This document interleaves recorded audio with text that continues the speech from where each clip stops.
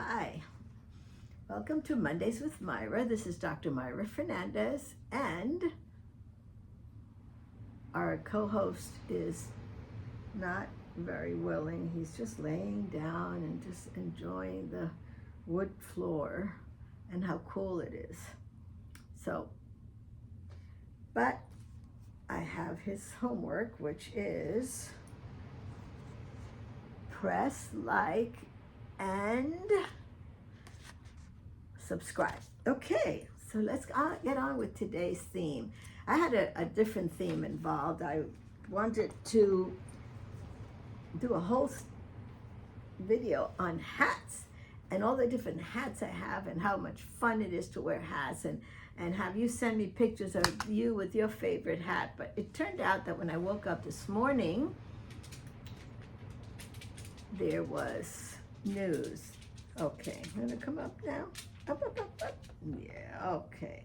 He changed his mind. My co-host, Mr. Ash, right? You're such a good puppy. Such a good puppy. Good host. See, they've all pressed like and they all pressed subscribe. So you're doing a good job. Okay.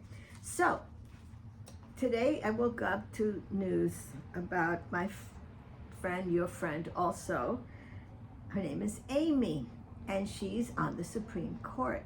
This is what you would have called in our time an open letter, but now we have an open video. An open video to Amy, our friend who's on the Supreme Court. We're very proud of you, Amy. And, you know, the fifth woman to be on the Supreme Court, that's big, okay? And I think you've also the youngest. I don't remember. I read a lot about it, and that didn't seem to be that important. Age, you know. So you're the Associate U.S. Supreme Court, and you're taking the place of the Honorable Ruth Bader Ginsburg, one of my heroes, or sheroes. And you're not going to believe this, Amy, but you and I have a lot in common. You were born in New Orleans, where on parle français, really, and that you also speak a smattering of French. Well, I do speak French because I went to Collège Notre-Dame d'Acadie in Moncton, New Brunswick. And Acadie means Acadia. And it was the Acadians who were put on boats by the bad boys, the British. They were not too happy with them because they insisted on freedom. They insisted on speaking their language. Hello. They insisted on worshiping in their way in the church.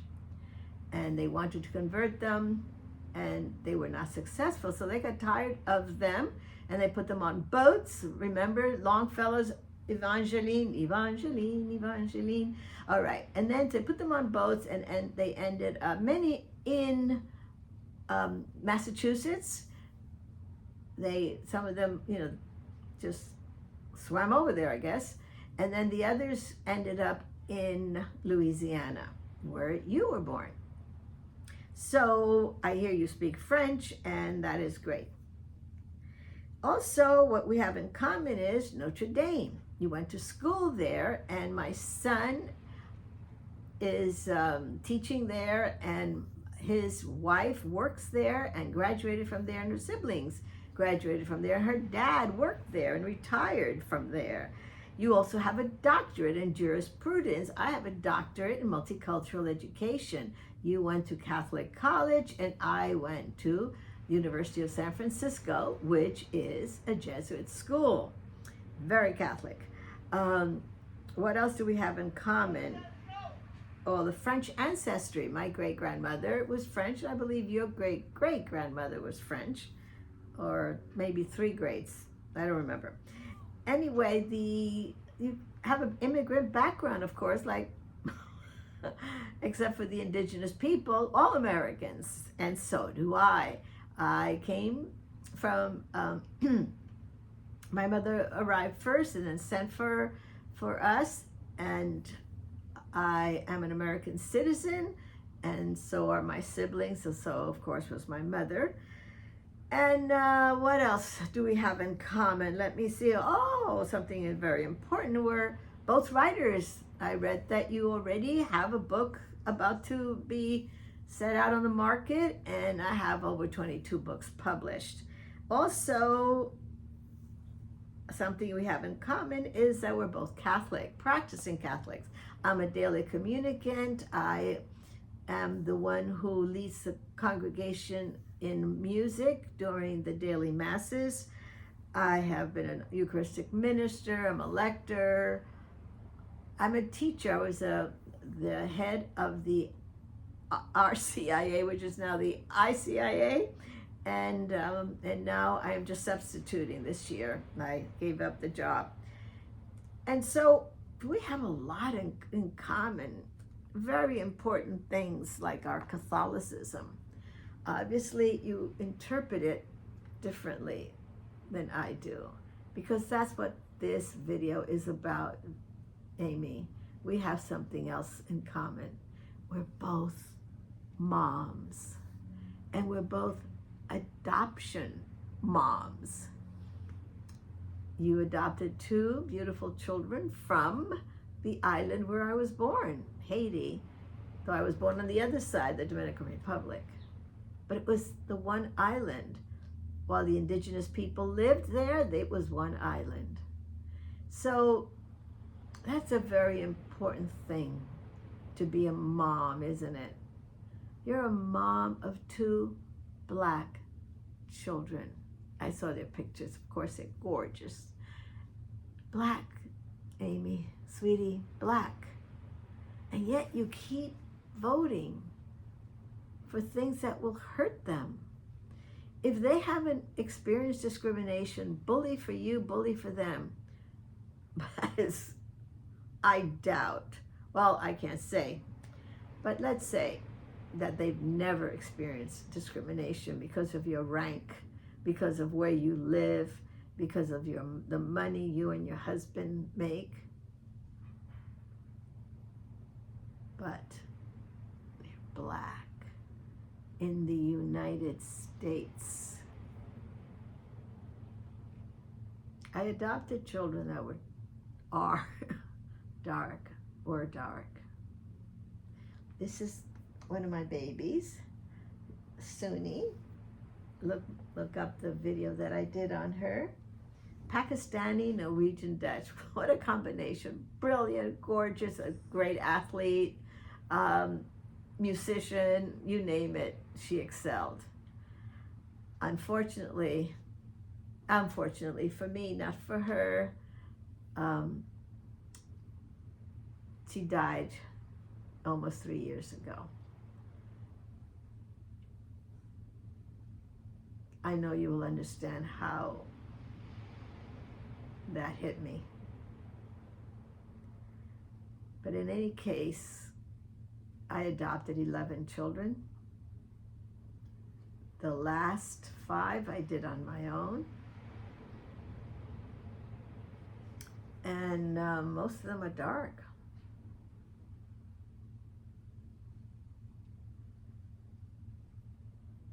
And they've been discriminated against.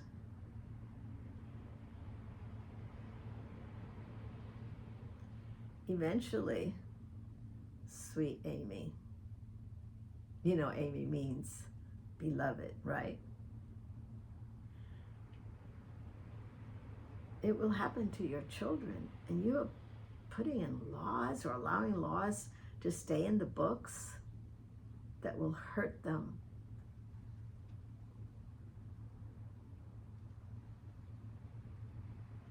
Amy, look at, especially, you're going to hear it on the 21st, on Sunday, the first reading, I believe it is. Listen to it. We're mandated to take care of the children. We're mandated to be kind and gentle and to take care of the orphan at the gate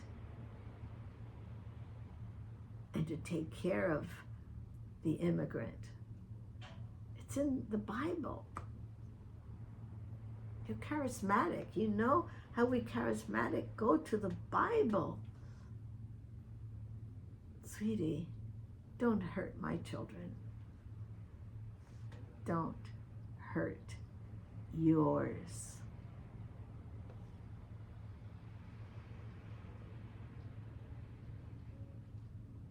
Please. I didn't want this. I do not want that this vlog will be political. I want to be able to help our elders deal with life and know there's still a lot to be done, like being happy, not being grouchy. Yes, George, I'm talking to you. That's why I wanted this. I didn't want this to be political, but this morning I just felt I didn't have a choice.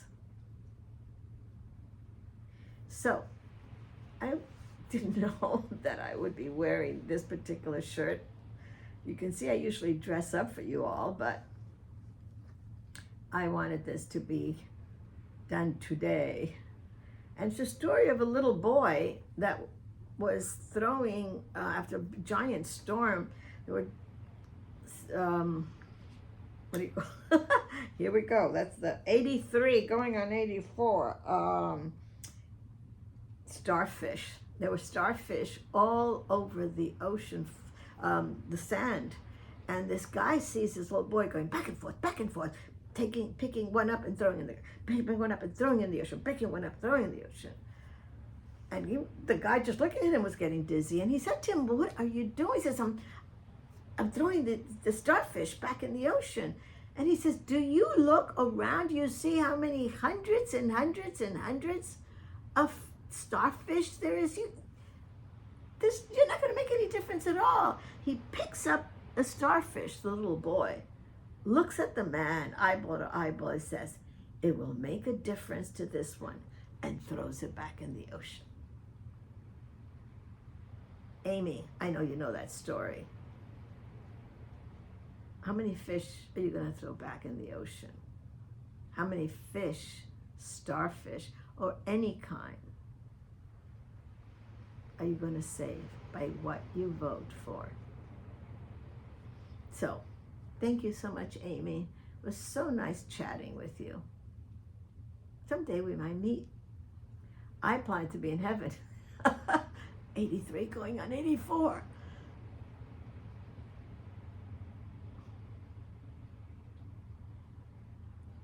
Think before you vote. Thank you.